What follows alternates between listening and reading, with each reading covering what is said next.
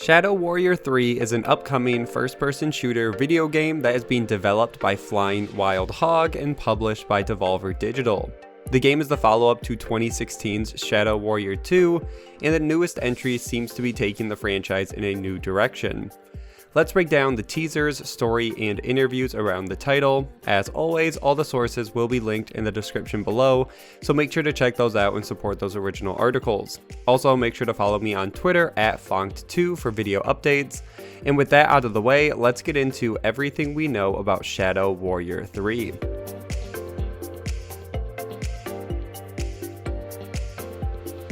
Let's start by discussing the ending of Shadow Warrior 2, which is something I still don't know if I understand completely.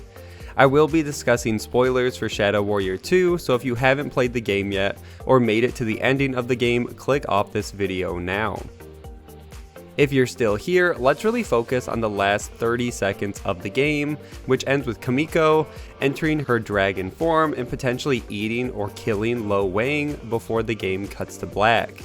Which leads a big question moving forward with the series if the protagonist would change, and how the developers would explain what happened to the player moving forward.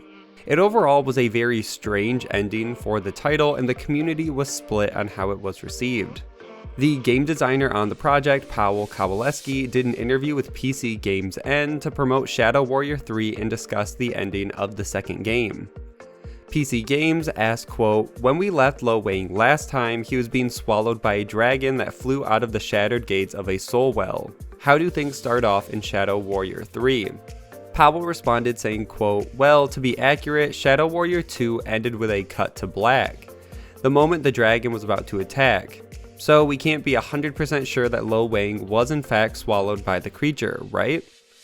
Shadow Warrior 3 will certainly answer that question. The story takes place sometime after the events of the previous game, enough time for Lo Wang to grow his hair back. The dragon that was released from its eternal prison is now enraged, and his presence in our world threatens all of existence. Lo Wang and his former enemy turned ally Orochi Zilla embark on a quest in search of means that will help send this world-destroying creature back to where it came from. And this answers a few questions, one being that Lo Wang has somehow managed to survive the encounter with the dragon, and this game will still be a chronological sequel. The story will also be a direct continuation of the second game, and the dragon will be returning as the main villain. I will return to this article a little bit later, but for now that sets the stage enough for Shadow Warrior 3 and what you will need to know moving forward about the game. Next, we can move to July of 2020 when Devolver Digital, the publisher of Shadow Warrior 3, released the first teaser trailer for the game. The trailer showed off the new grappling hook mechanic the team has added, and this trailer was meant to hype up the gameplay reveal, which was set to be released less than a week after the teaser trailer. The trailer also said the game would be released sometime in 2021. The official website at the same day was updated as well and gave the first description of the story. It said, quote, "Shadow Warrior 3 launches the offbeat first-person shooter series to the next level with a seamless blend of fast-paced gunplay, razor-sharp melee combat, and a spectacular free-running movement system. Fallen corporate shogun Lo Wang and his former employer turned nemesis turned sidekick Orochi Zilla embark on an improbable mission to recapture an ancient dragon they unwillingly unleashed from its eternal prison. Armed with a punishing mix of blades and bullets, Lo Wang must traverse uncharted parts of the world to track down the dark beast and push the apocalypse back yet again. All it will take is the mask of a dead god, a dragon's egg, a touch of magic, and enough firepower to hold off an impending cataclysm."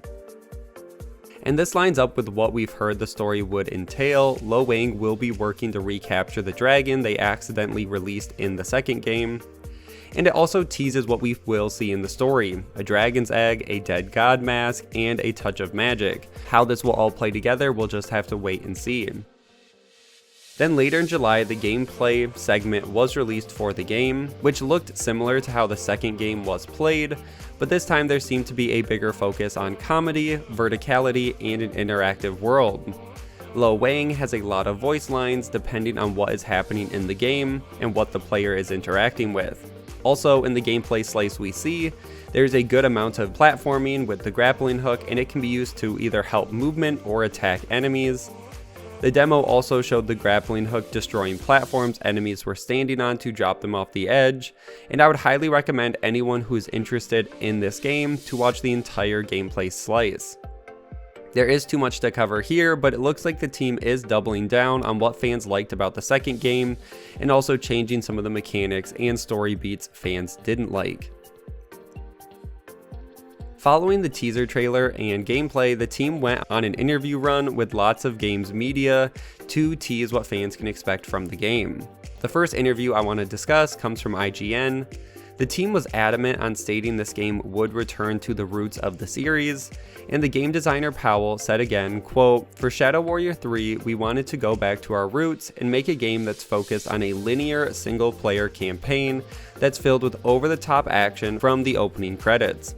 He continued on saying, quote, "We added this whole backstory to Lo Wang to modernize him. He likes video games, comic books, American films, and we wanted to shift the humor towards these things."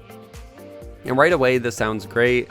Going back to the roots of the series has usually not been a big problem for a lot of these games that try to reinvent themselves, and I think focusing on a linear campaign rather than a pseudo open world could also really help this property. The team also discussed the engine change. For the third game, the team switched to Unreal Engine 4 rather than using a custom in-house engine for the previous games. They said, quote, "It is a change for us, but it's a change for the better. Working with Unreal speeds up the development process. The engine is very user-friendly. We are achieving the same goals in less time. For players, you'll instantly notice how pretty Shadow Warrior 3 is, from lighting to textures to the amount of on-screen gore flying around at once without performance suffering." And that also sounds great. It could mean that we could see more DLC for the game if the development speed has increased, or just less time between the mainline entries. Especially if this game does end up releasing on the new current generation of consoles, so the PS5 and Xbox Series X, we could potentially see Shadow Warrior 3 and Shadow Warrior 4 all on the same console generation. The next interview I want to discuss comes from PC Gamer and was also in July of 2020.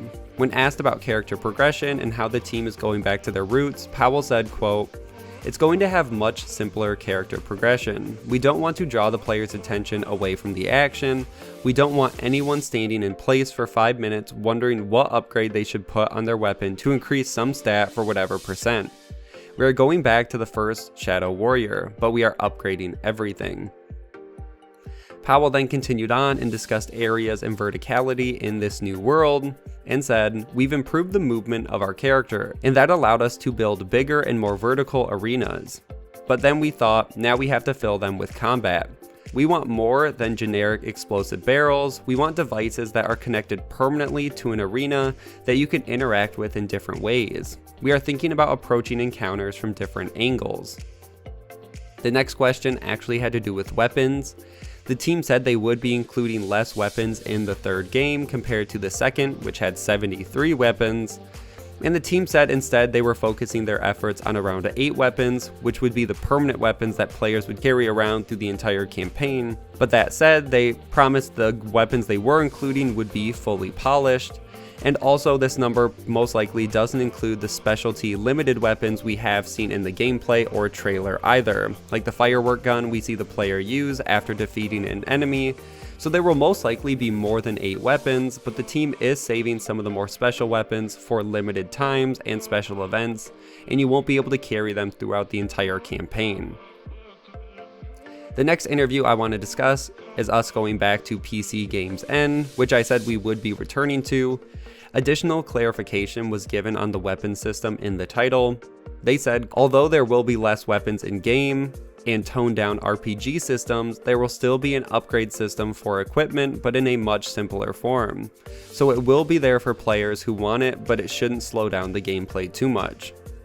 And the final thing the team said about combat is they wanted to include a bigger focus on melee combat, and have now given the katana its own dedicated attack button, which allows for more seamless combat systems that blend ranged and melee combat. And it seems like a very cool and much needed change, especially with all the extra mobility. The katana should be a lot more viable. The interview continued on, and they did confirm that the game will be completely single player compared to some of the previous games. And the final interview I want to discuss comes from Gaming Bolt. The team discussed the new mechanic that performing an execution on an enemy will temporarily give the player an ability from the enemy that was executed, and the abilities will vary depending on the enemy killed. The team said, quote, "Executions are the cherry on top of our combat system, because it's not just a fancy finishing animation. It also adds another layer of strategy when dealing with hordes of demons rushing at you.